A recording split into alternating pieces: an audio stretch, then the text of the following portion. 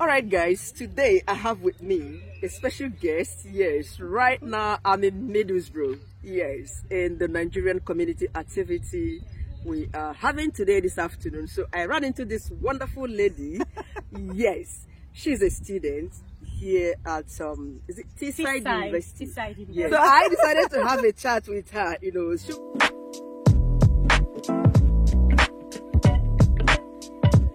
can we just meet you first? Yeah. Okay, I'm Winifred, and I'm currently studying at Teesside University. I'm studying a master's in public health program, and it is a 2-year program. Actually, there's a 1-year program for this course, but I chose the 2-year program. So can I just understand, because you've just said something very interesting, why did you choose the 2-year program instead of 1 year? What are the differences? I chose the 2-year program because it has an opportunity to intern, and I feel that is actually like a placement. And I think in Nigeria we call it I'm trying to remember what we call it, IT. In Nigeria, if you are in Nigeria watching, internship or something IT like that. is a placement or an internship. So it's, to make it clear, it's just an opportunity for you to work, but you're not really paid. Sometimes you can get paid stipend, but most times you don't get paid. How many hours did you do the placement? It was for at least 20 hours. 20 hours per week. Okay, how long have you been in the UK, Teesside, Middlesbrough precisely? My course started in 2021 September, so I've been here since then. Oh, you're almost done? Yes, I am. Oh, so how have you been finding it, your experience staying here? I mean the school precisely, Teesside University. Teesside University, to be honest, is an awesome place to be. Now, I think I've not had an experience with other universities, but coming here, I would say it's one of the best universities. First of all, because of its flexibility in school fees payment plan, which is what makes it. I don't think till date I have seen any university that has flexibility that Teesside offers its students. They are very considerate. You have the opportunity of paying your school fees in installments up to 8 installments, monthly installments. Okay, can I just, Teesside University in particular has been said to be one of the cheapest universities in the UK. I don't know if that is one of the reasons you chose this place, though you have mentioned something about flexibility in their tuition, I mean payment of tuition and all that. Can we just have an idea, how much were you paying by installments to your school?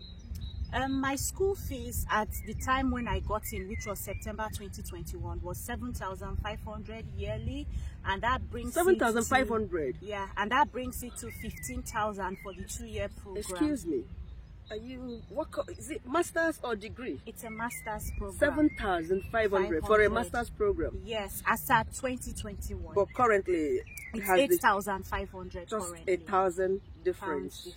And it's still not bad.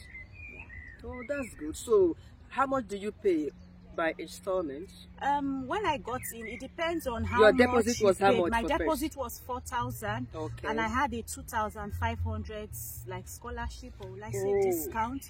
So my first year tuition was 5,500 less the 4,000 deposit I paid. It brought it down to 1,500. So I did an installment of 8 monthly installments that started by, because when you get in by September, they give you a month to settle. So the installment plan starts from October for most people, October ending.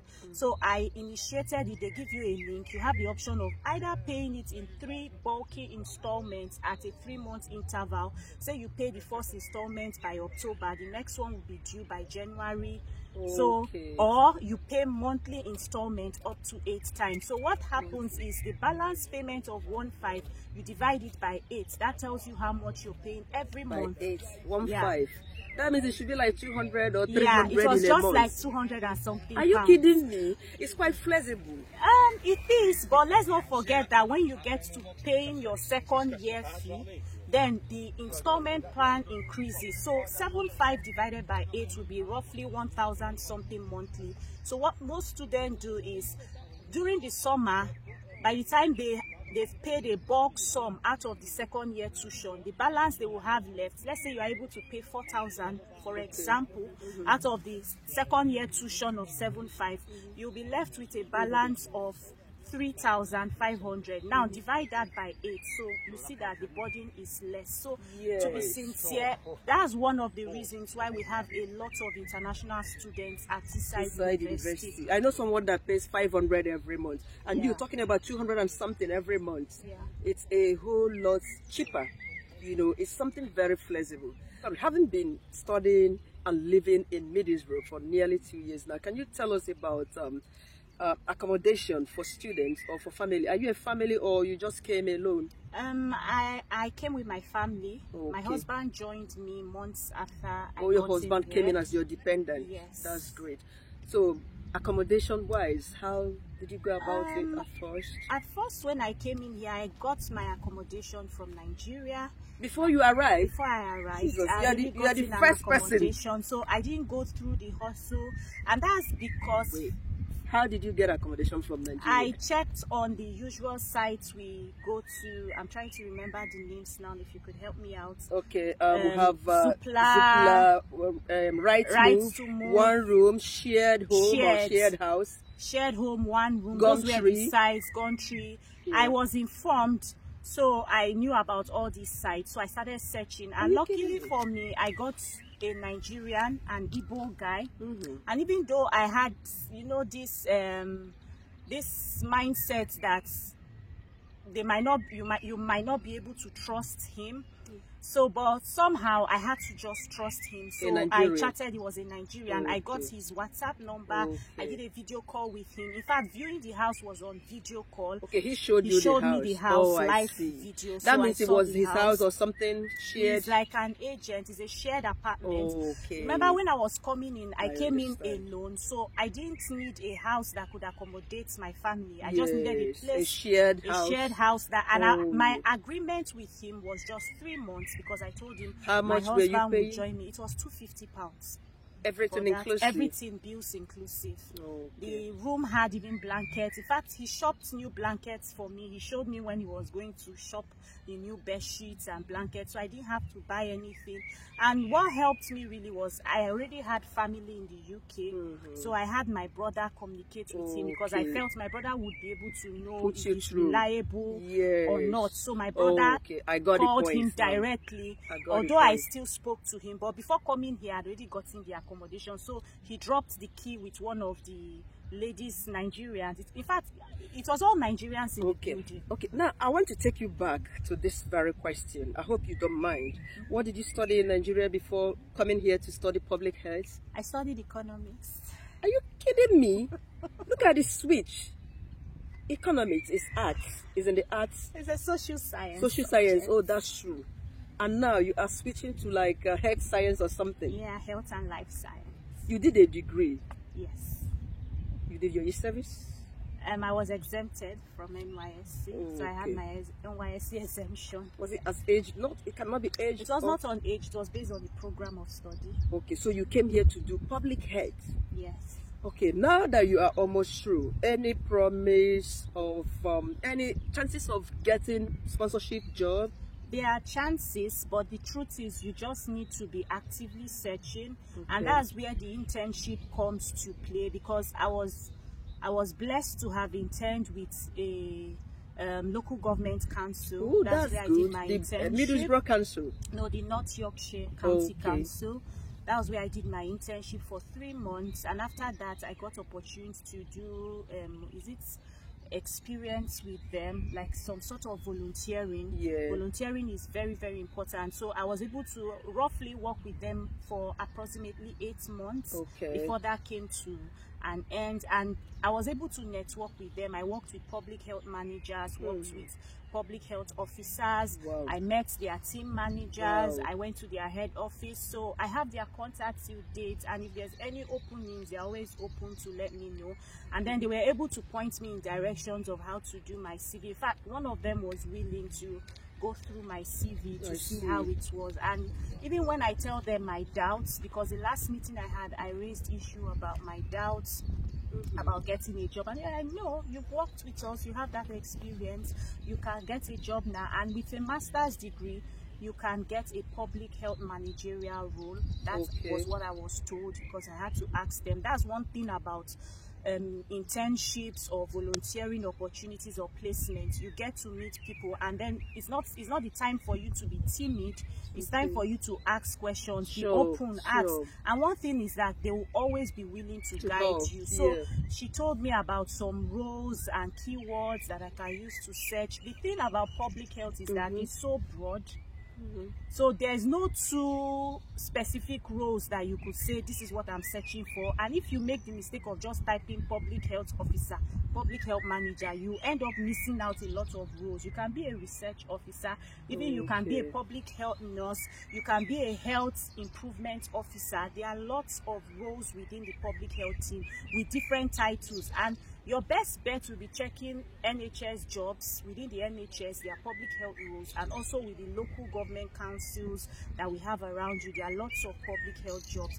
But you just need to have some sort of experience. You can volunteer. You can volunteer with the NHS. You can volunteer with other organizations, Cancer Research, Middlesbrough, Minds. There are lots of organizations to get experience. All right, guys, there was something I missed out. Please. Winifred here is also a YouTuber. Yes, I should have said this at the beginning of this video. Please check her out. Winifred, is that just the name of your channel again? My channel name is Winifred Mora. So yes, I'm going to put it here. She'll put it up. Yes, I'll put it here. Please go check her out. Subscribe to her channel. Let her know that you're coming from my channel. And ask her direct questions. She has lots of videos about her experience. I mean, here in Teesside, I suppose. Yeah. You know, so you can watch her videos, ask her questions. She will put you through. Okay, so lastly, can you really tell us how you have felt? I mean, your general experience, having been living in Teesside. Have I asked that question? Having been staying here. I mean, teachings in Teesside University. How can you rate it? Lecturer-students relationship, the materials. It's awesome. Are you serious? It's awesome. Despite being crowded by Nigerians. It's awesome. It depends on how you present yourself to your tutor. If you're someone that attends classes, you're someone that asks questions, they need to know you. That's my opinion. They need to know you. You can't just send an email to someone, and of course you would introduce yourself, but it will feel better if you are someone that has been engaging with in conversations during classes and they know your name. I've sent emails, questions to my tutors, and they always respond. They tell me this is how you should do it, this is where you find this resource. Okay, how do you find the turn in stuff? Turn it in. Yes. Oh my God. Assignments in the UK. Ooh, plagiarism here is real. So please, if you don't know how to paraphrase, go and learn how to paraphrase. Yes. That Turnitin is helpful because at least you are able to see where it looks like you've copied someone's work and you can make reasonable adjustments. So okay, how about the internet, computer facilities, laptop, and at Teesside University you can borrow laptops. Were you using systems back home? I mean, laptops back home. What advice do you have to give to those who are coming here to study? If you can learn, you know, after secondary school back home, sometimes our parents will ask you to go and register for computer classes. This is not late. If you're planning to come here, go and do, or if you can find someone who will teach you. You might not need it during the process of writing assignments, but you see, when it gets to your dissertation, all those little stuffs like organizing your table of contents, inserting titles to your tables of figures, all those little stuffs that has to do with Microsoft. But definitely they have to type.